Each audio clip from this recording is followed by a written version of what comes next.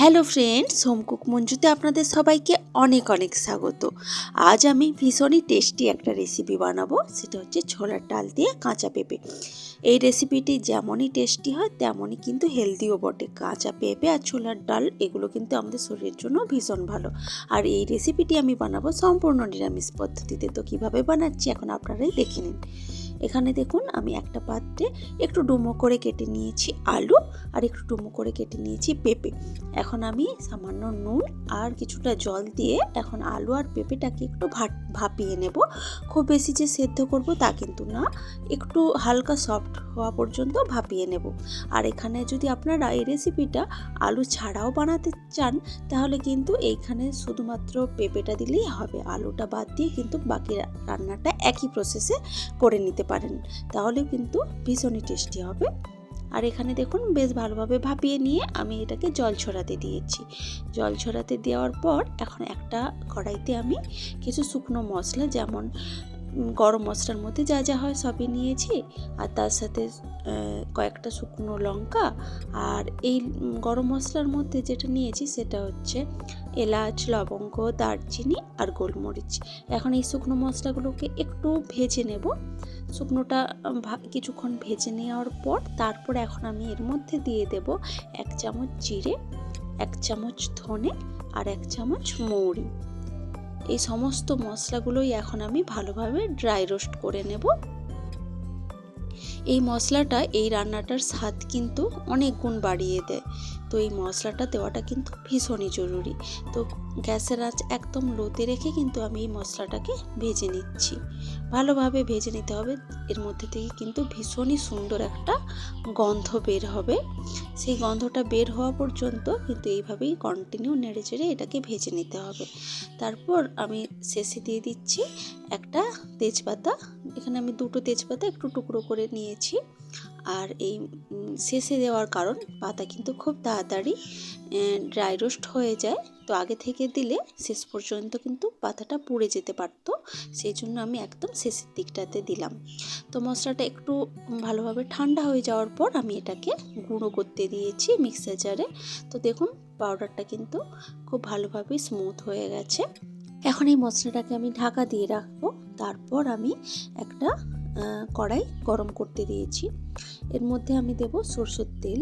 তেলটা খুব ভালো মতো করে গরম করব। ভালোভাবে গরম না হলে এই তেলের মধ্যে যখন আমি আলু আর পেঁপে যেটাকে ভাপিয়ে জল ছড়িয়ে রেখেছি সেটা যখন ভাজবো কড়াইতে লেগে যেতে পারে। সেই জন্য কড়াইটা ভালোভাবে গরম হওয়াটা কিন্তু বেশ জরুরি। তো দেখুন, এখানে আলু আর পেঁপে দিলাম যেটাকে আমি ভাপিয়ে রেখেছিলাম, তার সাথে কিছুটা হলুদ গুঁড়ো দিয়ে দিলাম। যখন আমি এটা ভাপিয়েছিলাম তখন কিন্তু নুন দিয়েছিলাম, সেই জন্য এখন আর নুন দিলাম না, এখন হলুদ গুঁড়োটা দিলাম। তাহলে আলু আর পেঁপের কালারটা ভীষণ সুন্দর আসবে। এখন এইভাবে নেড়ে চেড়ে আলু আর পেঁপেটাকে ভেজে নেব। আলু আর পেঁপের গায়ে একটা সুন্দর লালচে কালার আসা পর্যন্ত।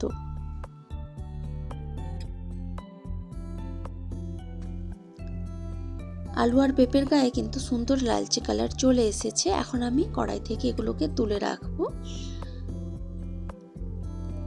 রান্না করার আগে এইভাবে একটু ভেজে নিলে কিন্তু খেতে ভীষণই সুন্দর হবে রেসিপিটা। এখন কড়াইতে আমি আবারও তেল দিচ্ছি। তেল দেওয়ার পর তেলের মধ্যে আমি ফোড়ন দেব। ফোড়ন হিসেবে দিচ্ছি একটা শুকনো লঙ্কা, একটা তেজপাতা, তার সাথে দিলাম কিছুটা গোটা জিরে। তো এই ফোড়নটা থেকে খুব সুন্দর গন্ধ বের হয়ে আসবে। তখন আমি এর মধ্যে দিয়ে দেব 1 চামচ মতো আদা বাটা। বড় চামচের হাফ চামচ আর ছোট চামচের 1 চামচ মতো আদা বাটা দিয়েছি। তার সাথে কিছুটা হলুদের গুঁড়ো দিয়ে দিলাম, এতে করে আদা বাটাটা আর ছিটিয়ে আসবে না। এখন আদা বাটাটাকে ভালোভাবে ভেজে নিচ্ছি, এতে করে আদা বাটার কাঁচা গন্ধটা কিন্তু চলে যাবে। তো কিছুক্ষণ এইভাবে ভেজে নেওয়ার পর এখন দিয়ে দিলাম লঙ্কার গুঁড়ো আর কিছুটা জিরের গুঁড়ো। তো এই গুঁড়ো মশলাগুলো দিয়ে আমি একটু ভেজে নিচ্ছি। এরপর আমি এখানে দিয়ে দেব সামান্য পরিমাণ জল। যেহেতু গুঁড়ো মশলাগুলো দিলাম যাতে কোনোভাবে পুড়ে না যায়, সেই জন্য সামান্য পরিমাণ জল আমি এর মধ্যে দিয়ে দিলাম। এখন জল দিয়ে মশলাটাকে ভালোভাবে কষিয়ে নেব। জল দিয়ে মশলাটাকে কষালে মশলাটা কষানো খুব ভালো হবে। তো কিছুক্ষণ এইভাবে জল দিয়ে কষিয়ে নেওয়ার পর এখন আমি এর মধ্যে দিয়ে দিচ্ছি বেশ কিছুটা ছোলার ডাল, যেটা আমি প্রায় 7-8 ঘন্টা মতো ভিজিয়ে রেখেছিলাম। ছোলার ডালটা দিয়ে মশলার সাথে একটু কষিয়ে নিচ্ছি।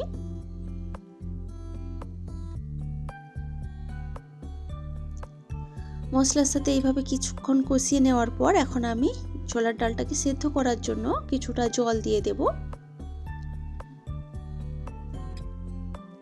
তো কিছুটা জল দিয়ে এখন আমি এটাকে ঢাকা দিয়ে রাখবো। আর ছোলার ডালটাকে সেদ্ধ করতে হবে এমনভাবে যাতে গলে না যায় অথচ সেদ্ধ থাকে, মানে গোটা গোটা থাকে। এই ধরুন আমি 3 থেকে 4 মিনিট পর্যন্ত ঢাকা দিয়ে রেখেছিলাম। তো দেখুন আমি দেখাচ্ছি, একদম ডালগুলো কিন্তু গোটা আছে, আর আমি হাত দিয়ে যখন প্রেস করছি তখন কিন্তু ভেঙে যাচ্ছে। তো এই রকমভাবেই কিন্তু ডালটাকে সেদ্ধ করতে হবে, বেশি সেদ্ধ হয়ে গেলে গলে যাবে, তখন কিন্তু খেতে ভালো লাগবে না। তো তারপর আমি দিয়ে দিলাম আগে থেকে ভেজে রাখা আলু আর পেঁপেটা। আলু আর পেঁপেটার সাথে সমস্ত কিছু খুব ভালোভাবে মিশিয়ে নিচ্ছি।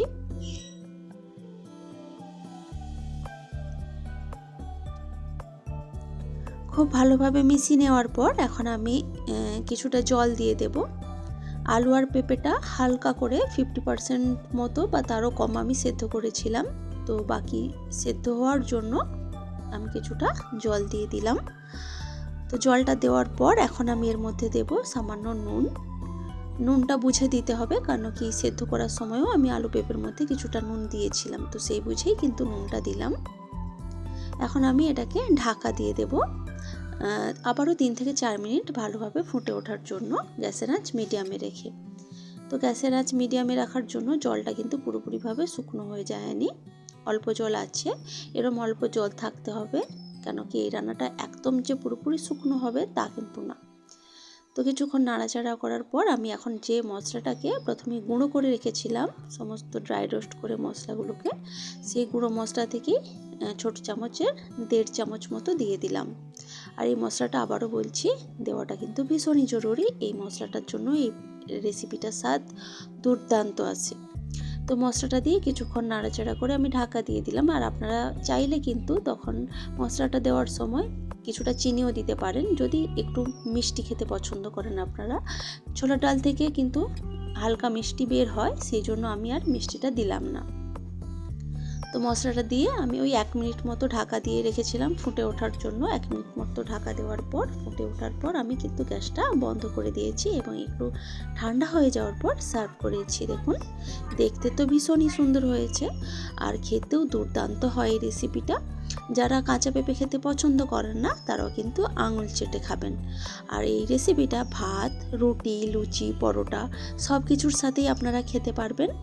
আর যেহেতু এটা একটা নিরামিষ রেসিপি, আপনারা কিন্তু যে কোনো দিনই বানাতে পারেন। স্পেশালি নিরামিষ দিনে এই রেসিপিটি থাকলে আর কোনো চিন্তাই থাকে না। তো রেসিপিটি আপনাদের কেমন লেগেছে সেটা কিন্তু অবশ্যই আমাকে কমেন্ট করে জানাবেন। ভালো লাগলে লাইক, কমেন্ট, শেয়ার করবেন এবং প্লিজ আমার চ্যানেলটি সাবস্ক্রাইব করে আমার পাশে থাকবেন। তো আজকের মতো টাটা, বাই বাই, দেখা হচ্ছে অন্য কোনো দিন অন্য কোনো রেসিপি।